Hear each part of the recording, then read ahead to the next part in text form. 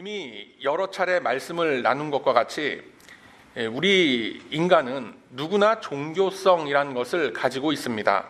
이 종교성이라는 것은 굳이 특정한 종교에 귀의한 그런 신도에게만 있는 것이 아니고 이 세상을 살아가는 모든 사람들의 정신세계 속에 내장되어 있습니다. 즉, 하나님이 인간을 창조하실 때부터 기본적으로 장착되어진 인간의 특징입니다. 그 속에서 하나님의 각별한 은혜를 입고 하나님의 중보자가 되시는 예수 그리스도를 삶의 주인과 영혼의 구세주로 영접한 저와 여러분을 가리켜서 성도라고 부릅니다. 즉, 거룩한 무리라는 그런 의미입니다. 그런데 저나 여러분이나 그렇게 거룩해 보이지는 않죠. 그렇지 않습니까? 이 성도라는 기준은 우리들이 만들어서 우리들에게 붙이는 것이 아니라 하나님께서 당신의 은혜로서 자녀 삼아주신 우리들을 향하여 붙여주신 성스러운 호칭입니다. 그래서 우리들이 분명하게 알아야 할 것은 나의 하나님 백성됨과 성도됨의 가치는 나의 의지나 노력이 아니라 어디까지나 하나님의 거룩한 부르심에 의한 은혜로서 이루어졌다라는 것입니다. 우리들이 내 자신의 의지와 노력으로서 이 땅에 태어난 것이 아니듯이 우리들이 성도됨의 삶을 살아가는 것도 창조주 하나님의 부르심과 은혜 주심이라는 특별한 사역이 이루어진 결과로서 이곳에서 하나님을 경배하는 자리에까지 저와 여러분이 나오게 된 것입니다. 그렇기 때문에 우리들이 믿음 생활을 하는 이 모든 모습들도 나를 붙들고 계신 하나님의 방법과 그분의 내용으로서 만들어가야 할 줄로 우리들은 믿고 있는 것입니다. 이 내용을 가장 잘 보여주는 장면이 창세기 4장에 등장하는 가인과 아벨의 제사 드리는 모습입니다. 가인은 농사 짓는 사람이었고 그 동생 아벨은 양치는 사람이었습니다. 세월이 쭉 흘러서 그들이 하나님께 제사를 드리게 되었는데 가인은 땅의 소산물로서 제물을 삼아서 하나님께 드렸고 아벨은 양의 첫 새끼와 그 기름으로서 하나님께 제사를 드렸다라고 했습니다. 그런데 하나님은 아벨이 드린 양의 제사는 받으셨고 가인이 드린 농작물의 제사는 받지 않으셨습니다. 자, 이 둘의 차이가 무엇일까요? 하나님은 양의 기름과 고기 그리고 피 흘림의 희생을 좋아하셔서 그랬을까요? 아니, 그렇다면 농사 짓는 것은 하나님을 기쁘게 하는 행위가 아니란 말인가? 하나님은 채식보다 육식을 좋아하신단 말인가? 이런 생각이 좀 들 수가 있죠. 여러분, 가인이나 아벨이나 둘 다 마음의 정성을 다해서 하나님께 드렸던 것은 사실입니다. 그러나 하나님께서는 아벨의 제사는 받으시고 가인의 제사는 받지 않으셨습니다. 그 차이는 육식이냐 채식이냐 여기에 있는 것이 아닙니다. 그 차이는 바로 제사를 드린 마음의 동기에 있는 것입니다. 아벨은 하나님께 순종하는 마음으로 제사를 드렸고 가인은 자신의 정욕과 자신의 바램을 이루고자 하는 욕심을 품고 제사를 드렸던 겁니다. 창세기 4장 7절에 하나님께서 그 가인에게 이렇게 말씀을 하십니다. 내가 선을 행하면 어찌 낯을 들지 못하겠느냐? 선을 행치 아니하면 죄가 문에 엎드리느니라. 죄의 소원은 너에게 있으나 너는 죄를 다스릴지니라 라고 말씀하고 있습니다.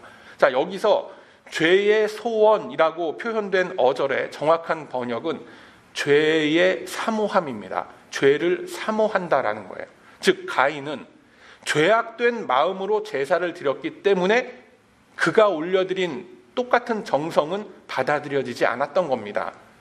드린 제물이 채소였는가, 양이었는가, 소였는가, 그거는 이슈가 되는 것이 아닙니다. 여기서 하나님은 최초의 백성들에서부터 이처럼 당신의 계획과 뜻에 맞는 삶을 살아가며 하나님이 원하시는 방법과 내용으로서 그 믿음을 채워갈 것을 강력하게 보여주고 계신 것입니다. 그저 내가 바라고 내가 원하고 필요한 것을 이루기 위해서 정성껏 빌고 또 비는 것이 그게 기독교 신앙은 아닙니다. 이와 같이 성경의 원리를 오늘 본문 속에 대입해 보면 왜 바울이 에베소 교인들에게 이토록 절절한 마음을 품고 교회에 대해서 말씀을 선포하는지를 우리가 조금이나마 이해할 수 있게 될 것입니다. 많은 이들이 교회 생활을 하면서 또 많은 목회자들이나 교회의 리더들이 교회를 이끌어가면서 하나님의 방법과 하나님의 내용이 아니라 자신의 요구와 자신의 취향과 자신의 바램대로 이끌어가고 있는 것을 우리는 많이 보게 됩니다. 하나님께서는 우리의 정성이 얼마나 뜨겁고 얼마나 깊은가라는 것을 보시는 것이 아니라 그 정성과 열정과 그 행위와 그 주장들이 어디에 기초해 있는가라는 것을 보시는 겁니다. 오늘 본문의 말씀은 매우 짧은 한 구절의 말씀이지만 이 한 구절 속에 담겨 있는 의미나 내용은 결코 짧거나 가볍지 않습니다. 여러분, 많은 사람들이 교회와 이 신앙생활을 생각하면서 각자의 소견에 옳은 대로 주장들을 합니다. 특히나 이 시대에 많은 사람들이 교회에 출석하기를 꺼려하는 큰 이유가 어디에 있을 것 같습니까? 아니, 하나님을 굳이 교회에 가야만 만날 수 있단 말입니까? 하나님은 전지전능하신 분이고 어디에나 거하시는 분이신데 그냥 혼자 집에서 내가 성경 읽고 찬송하고 그리고 예배 드려도 될 텐데 꼭 굳이 이 예배당에까지 나와서 참여해야 할 이유가 도대체 어디에 있습니까? 라고 질문을 던집니다. 한번 여러분 생각해 보십시오. 그럴듯한 주장 아닙니까? 꼭 코로나 사태가 아니더라도 많은 이들이 이 같은 의문을 한 번쯤은 가져보셨을 겁니다. 그리고 그런 분들을 보면 대개는 신앙의 유무와는 상관없이 교회에 대해서 매우 부정적인 시각을 가지고 있고 우리 기독교에 대해서 매우 비판적인 관점을 가지고 있다는 것을 볼 수 있습니다. 어떤 측면에서는 그런 유형의 분들도 교회 안에 필요합니다. 그런데 그러한 분들이 대개는 매우 고상한 지식인인 척하고 심지어 기독교 언론이나 일반 언론 매체까지 등장해서 교회가 개혁돼야 되고 교회가 바뀌어지지 않으면 당장 어떻게 이게 될 것처럼 막 그렇게 열을 올리는 그런 모습들을 보노라면 사실은 실소를 금할 길이 없는 거예요. 여러분들도 다들 아실 만한 이 유명 인사들을 제가 굳이 거론하지 않더라도 우리 주변에서도 많은 사람들이 얘기하기를 하나님을 믿고 내가 신앙은 지키지만 이 교회는 안 나가겠다라는 그런 사람들 꽤 많습니다. 가나안 성도 우리 그렇게 말하죠. 그들이 말하는 한결같은 얘기가 뭐냐면 이 교회에 사람들이 모여서 은혜가 되기는커녕 서로에게 상처만 입히고 그러는 꼴 참 보기 싫다라고 얘기를 하는 거예요.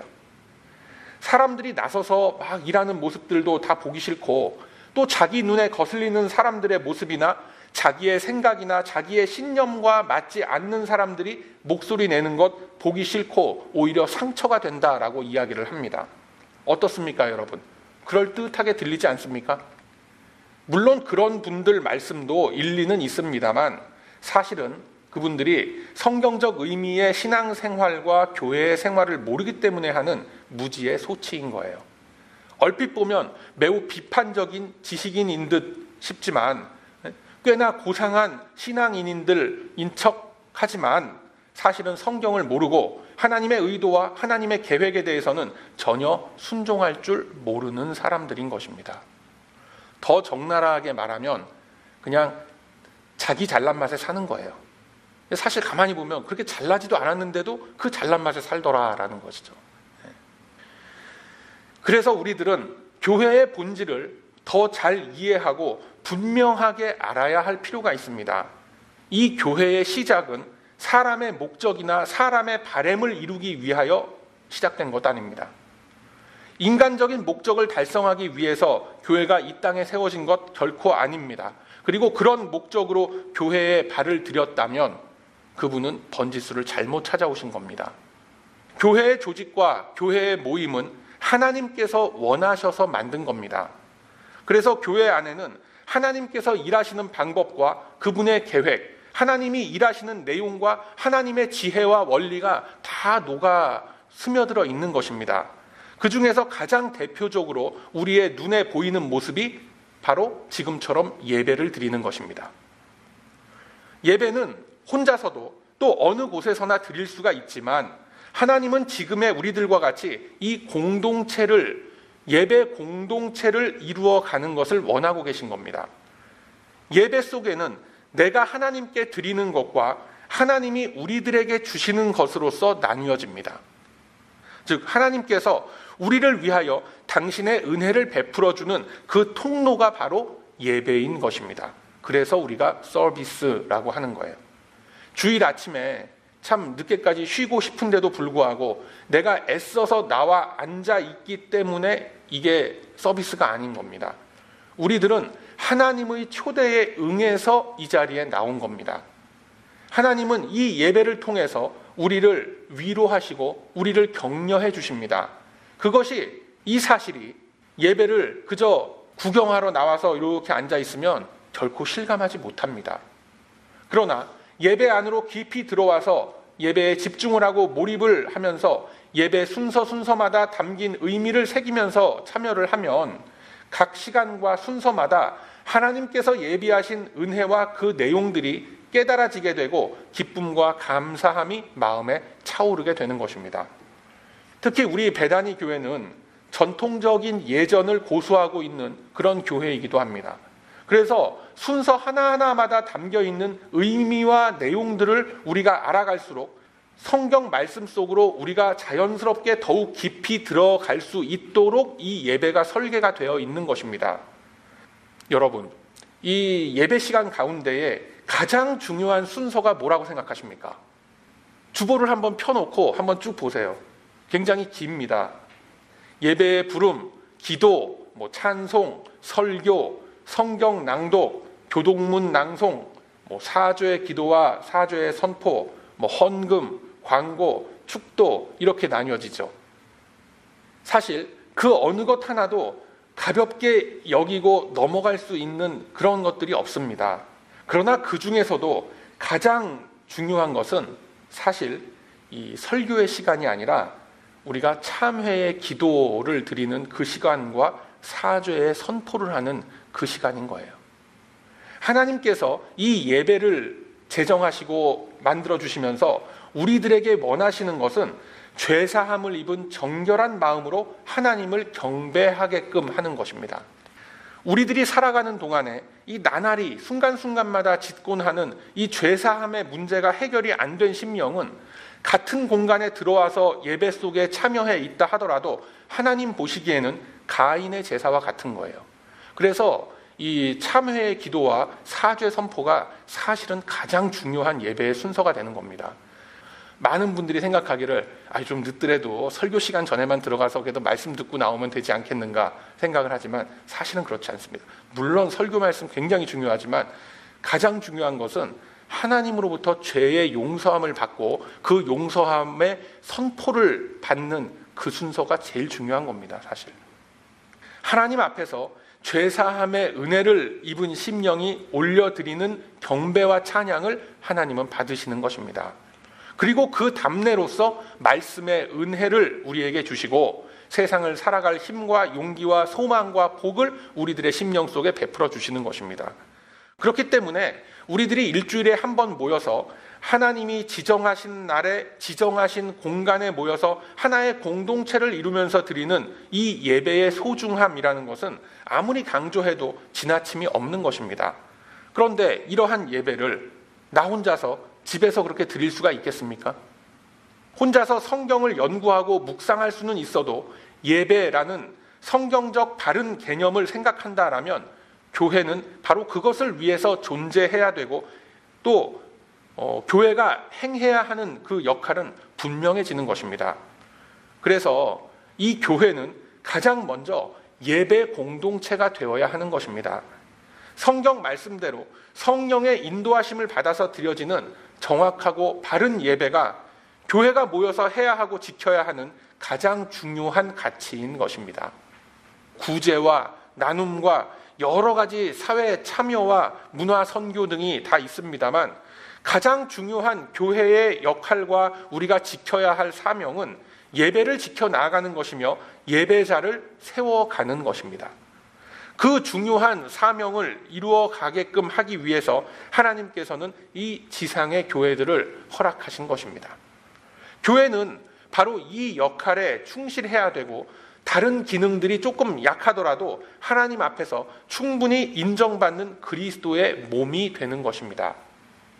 그리고 더 나아가서 성령과 진리의 말씀으로 드리는 예배가 이루어지게 되면 그것으로만 끝이 아니라 이제는 일상생활 속에서 드리는 삶의 예배, 즉 예배 정신으로 살아가는 성도의 삶이 중요시 되는 그 단계에 우리는 이르게 되는 겁니다. 그리고 바로 여기서부터 갈등이 시작되는 거예요. 많은 사람들이 말하기를 기독교를 믿고 싶고 하나님은 인정하는데 사람들이 이렇게 모여있는 교회라는 곳은 언제나 문제가 터지고 아주 눈꼴신 그런 일들만 벌어진다라고 얘기를 합니다. 그런데 여기서 우리들이 분명히 알아야 할 것은 이 시대뿐만이 아니라 언제나 연약한 심령들이 모이는 교회는 시대와 공간을 초월해서 동일한 모습이었다라는 사실입니다. 초대교회라고 해서 성령 충만하고 성숙한 신앙을 가진 거룩한 인간들만 모여 있었는가? 결코 그렇지 않습니다. 교회 안에서 시기와 질투와 도적질과 여러 가지 음모와 정치 싸움 등 이런 것들이 어느 시대에나 다 있었습니다. 빌립보 교회, 에베소 교회, 고린도 교회, 빌라델피 말할 것 없습니다, 여러분. 왜요? 하나님은 시대와 공간을 초월한 인간의 연약한 모습을 놓고 그것을 참아내고 이겨내고 극복해내는 훈련의 장소로서 교회를 허락하시기 때문에 그렇습니다. 우리들은 흔히 성도다운 성도, 기독교인다운 그런 사람, 장로다운, 목사다운 그런 사람들의 모습을 딱 만들어 놓고 그 틀 속에 나를 제외한 모든 사람들은 다 끼워 넣는 이제 그런 습성들이 있습니다. 바로 그 습성들 때문에 상처받고 실망하게 되는 거예요. 교회는 이미 완성에 가까운 거룩한 지체들도 있고 이제 막 다듬어지기 시작한 연약한 지체들도 있습니다. 운동선수로 치자면은 우리 모두는 예수 그리스도라는 동일한 유니폼을 입은 존재요 한 팀원이지만 동일한 경기력으로서 동일한 포지션에 배치되어지는 것은 아닙니다. 그리스도 보혈의 공로를 힘입어서 부르심을 받은 성도라는 것만 동일할 뿐 모든 점에서 차이가 나고 차별화가 되는 존재들입니다. 그러나 우리를 부르신 하나님께서 모든 것이 합력하여 선을 이루게끔 하시는 곳이 바로 교회인 것입니다. 교회 나오기 싫어하는 분들이 가장 많이 하는 얘기가 뭐냐면 목사한테 실망하고 장로한테 상처받고 실망하고 그런 얘기를 많이 합니다만 애초에 잘못된 관점에서 자기 소견으로 교회를 판단하기 때문에 일어나는 일인 것입니다. 하나님이 직분자를 세우실 때에는 먼저 그 사람을 다듬어서 그 자리에 세우는 경우도 있고 일단 먼저 직분자의 자리에 올려놓고 그 직분에 맞는 지체로서 다듬어 가시는 경우도 있습니다. 문제는 대부분이 이 후자에 속한다라는 거예요. 왜요? 우리들은 지어져 가는 존재이기 때문에 그렇습니다. 이 모든 것은 하나님의 계획과 섭리에 따라서 우리네 인생 속에서 일어나는 일들인 것입니다. 하나님은 우리의 인생이라는 이 시간의 공간 속에서 일을 하시는 것입니다. 그래서 단 한순간의 결단과 다짐으로써 사람이 180도 달라지는 그런 일은 결코 일어나지 않습니다. 변화의 계기가 되는 큰 전환적인 사건은 우리들이 보통 말하는 체험이라는 것으로서 우리들이 경험하기도 하고 또 보기도 합니다. 그러나 그것은 하나의 계기일 뿐 그 이후에 흐르고 또 흘러가는 이 기나긴 인생의 시간 속에서 우리들은 하나씩 깨달아 알게 되고 나의 지나온 인생의 시간들이 어느 한순간조차 의미 없이 그냥 주어진 시간들이 아니었음을 우리는 알아가게 되는 것입니다. 그것이 바로 성도가 누리는 은혜인 것입니다. 여러분, 오늘 본문의 말씀을 보면 바로 이러한 사실 때문에 사도 바울이 마치 피를 토하는 심정으로 이 말씀을 외치고 있는 겁니다. 에베소 교회라고 달랐을까요? 다 똑같습니다. 사람 모이는 곳 어디나 다 똑같습니다. 그래서 28절 말씀에 삼가라라고 하는 거예요. 누구를 위해서? 자기 자신을 위하여 삼가하라. 그리고 온 양떼, 즉 교회 공동체 전체를 위해서 삼가하라라고 말씀하는 겁니다. 그리고 그 구체적인 목적은 성령이 너희를 감독자로 삼고 하나님께서 자기 피로 사신 교회를 치게 하셨기 때문이다라고 성경은 말씀합니다. 이 말씀은 목회자나 일부 직분자들에게만 해당되는 것이 아니라 그리스도의 몸된 교회를 이루는 모든 공동체의 지체들에게 동일하게 적용된다라는 것을 꼭 기억하시길 바랍니다. 우리 각 사람이 교회의 지체로서 감독자가 되는 겁니다. 또 밖에 나아가서는 내가 속한 사회 공간을 하나님의 원리로서 다스려야 하는 사명을 안고 있는 존재들이 우리들입니다. 이러한 일꾼들을 길러내는 훈련이 바로 교회 안에서 이루어져야 되기 때문에 하나님은 바울을 통해서 우리에게 이 말씀을 주고 계신 것입니다. 교회 안에서 훈련이 되어진 사람들이 세상 속으로 나아갈 때 그들로 인해서 빛이 되고 소금이 되는 것입니다. 그렇다면 무엇을 삼가하라라는 겁니까? 자기 자신의 연약한 모습과 자기의 소견으로서 교회와 다른 지체를 규정화하는 것을 삼가하라라는 것입니다. 대부분 우리들에게는 나를 내려놓고 양보하고 기다려주고 관용하고 포용하는 그리스도의 마음이 없습니다. 즉 사랑이라는 것이 없습니다. 주님은 말씀하시길 가장 큰 계명의 완성이 하나님이 너희를 사랑하신 것과 같이 너희도 서로 사랑하라. 이것이 가장 큰 율법이요 계명이라 라고 하셨음을 우리는 꼭 기억해야 합니다. 그런데 우리는 나와 좀 다르다고, 나의 의견과 나의 소견에 맞지 않는다고 속으로 미워하고 속으로 멸시합니다. 그것이 좀 고급스럽고 세련된 표현으로서 코드가 나랑은 안 맞는다라고 얘기를 합니다. 세상 속에 나가서는 얼마든지 그럴 수 있습니다. 속으로는 칼을 품고 있으면서 겉으로는 웃는 얼굴로 아주 나이스하게 대할 수 있습니다. 그러나 교회에서는 그 연극이 안 통합니다. 하나님은 우리를 예수 그리스도의 지체로 불러 모아 주시면서 바로 이 훈련을 하게끔 하시는 겁니다. 밖에서 만나는 사람들 안 보면 그만입니다. 그 사적인 모임에 내가 핑계대고 안 나가면 그만입니다. 전화와 안 받으면 그만이에요. 수신 거부해 놓으면 그만입니다. 아니면 매끄럽게 거절할 수 있습니다. 그러나 교회에서는 그럴 수도 없고 그래서도 안 됩니다. 하나님은 바로 내가 보기 싫은 그 사람을 통해서 나를 훈련시키고 계신 겁니다. 그 훈련이 안 되고 그 훈련으로서 다듬어지지 않은 존재들이 그대로 사회로 가정 속으로 들어가게 되니까 교회가 욕을 먹게 되고 비판을 받게 되는 것입니다. 그래서 교회에서는 이 예배 드리는 시간 못지않게 중요한 시간이 바로 식사 교제 등을 나누는 교제의 시간인 겁니다. 싫으나 좋으나 나와 취향이 맞건 안 맞건 무조건 일주일에 최소한 한 번은 얼굴 보고 앉아서 대화도 나눠야 되고 식사도 나누도록 되어 있는 겁니다. 왜요? 그 시간을 통해서 나를 다듬으라고 하는 겁니다. 그런데 많은 사람들이 이걸 피하려고 하죠. 그래서 어떻게 합니까? 소위 말하는 대형교회 가서 파묻히기를 좋아하는 겁니다. 아무도 날 알아보지 않고 아무도 나의 이 속사정을 모르는 그런 관심 가져주지 않는 곳에 가서 조용히 예배만 드리고 살짝 빠져나오면서 성도로서의 할 일을 다 했다라고 스스로 자위하는 거예요. 그러나 그것은 틀린 생각입니다. 성경은 우리에게 결코 그렇게 가르치지 않습니다. 하나님께서는 또한 나와 코드 맞는 사람들끼리만 모여서 알콩달콩 그렇게 신앙생활 하도록 그렇게 교회를 세워가지 않습니다. 그 근거를 한번 성경 속에서 찾아보도록 합시다. 에베소서 2장 20절 이하의 말씀에 이렇게 증거하고 있습니다. 너희는 사도들과 선지자들의 터 위에 세우심을 입은 자라. 그리스도 예수께서 친히 모퉁이 돌이 되셨느니라. 그의 안에서 건물마다 서로 연결하여 주 안에서 성전이 되어가고 라고 말씀하셨습니다.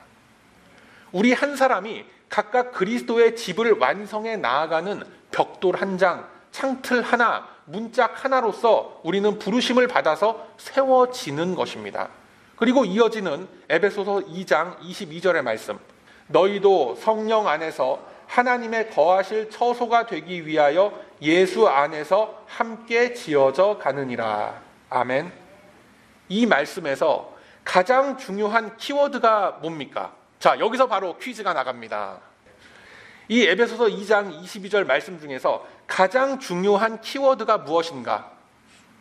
자, 1번 성령 안에서, 2번 하나님의 처소, 3번 예수 안에서, 4번 함께 지어짐. 자, 몇 번입니까? 3번 나왔고, 또 우리 또 다른 권사님이나 우리 집사님들 말씀해 주실 분 없어요? 우리 자매님들? 4번. 예, 항상 우리가 이게 속기가 쉬운 게 답은 3번에 있다라고 해서 제가 답을 항상 3번에 하는데, 이번에는 답이 바로 4번입니다. 함께 지어져 가는 거예요. 지어져 가는데 그냥 혼자 지어져 가는 게 아니라 함께 지어져 간다라는 게 바로 키포인트가 되는 겁니다. 그래서 바로 교회 공동체를 이루라는 겁니다. 혼자 집에서 예배 드리는 걸로 하나님은 만족하지 않으신다라는 거예요.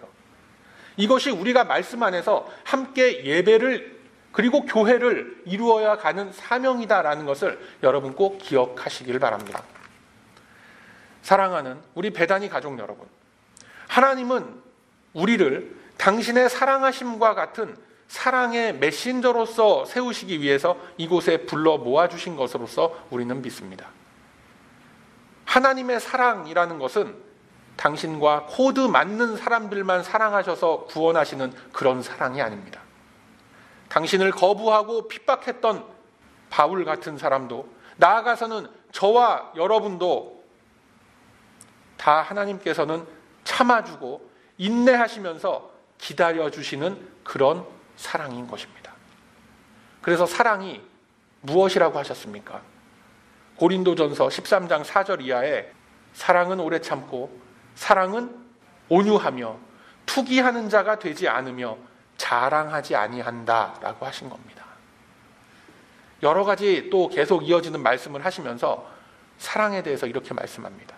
사랑은 모든 것을 참으며 모든 것을 믿으며 모든 것을 바라며 모든 것을 견디느니라 라고 하신 말씀, 여러분 꼭 기억하시길 바랍니다. 우리 안에 있는 편애라는 게 있어요. 그로 인해서 일어나는 미움과 다툼, 시기와 분노 등은 우리가 교회 안에서, 이 공동체 안에서 다스리는 훈련이 되어야 할 줄로 믿습니다. 그 훈련이 되지 않고 세상 속에 막 나가게 되니까 언제나 우리들은 실패하고 그 실패로 인해서 좌절하게 되는 겁니다. 지난번에도 우리가 나눈 말씀입니다만, 우리들이 영적인 성장과 성숙에 관심이 있다고 해서 결코 성장할 수 있는 것은 아닙니다.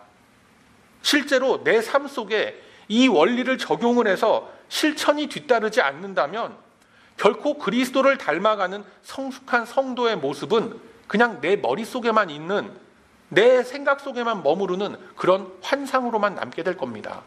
그래서 오늘 이 말씀을 우리 가슴속에 품고 하나님께서 우리들을 사랑하신 것과 같이, 하나님께서 우리들을 참아내시고 견뎌내시고 우리를 기다려주신 것과 같이 우리의 지체와 이웃, 내 마음에 별로 들지 않는 지체와 이웃들을 보면서 그리스도께서 우리에게 베풀어 주신 사랑을 나누시고 실천하시는 우리 모두가 다 되시기를 소망합니다. 여러분, 우리들은 결코 혼자서 세워지지 않습니다. 우리들은 결코 혼자서 지어지지 않습니다. 하나님께서 우리에게 허락하신 이 공동체 안에서 나를 쳐서 복종하고 말씀 앞에 나를 내려놓는 훈련을 우리가 함께 해 나가야 하는 겁니다. 그 속에서 주님은 우리 각자에게 향한 당신의 계획과 뜻을 하나씩 하나씩 이루어 가실 것입니다. 그 거룩한 길 위에 우리가 함께 서서 사랑을 나누는 우리 성숙한 베다니 교회의 지체들 다 되시기를 바랍니다. 이것이 오늘 이 짧은 본문의 말씀을 통해서 우리들에게 주시는 하나님의 음성이다라는 것 꼭 기억하시길 바랍니다. 그러므로 이제는 나의 소견과 나의 마음에 맞는 섬김과 사랑이 아니라 주님께서 우리를 향하여 베풀어 주신 참 사랑을 실천하고 나눔으로써 오직 주님의 귀한 일꾼으로서 쓰임받는 저와 여러분의 복된 인생길이 다 되시길 이 아침에 주님의 이름으로 축원드립니다. 아멘.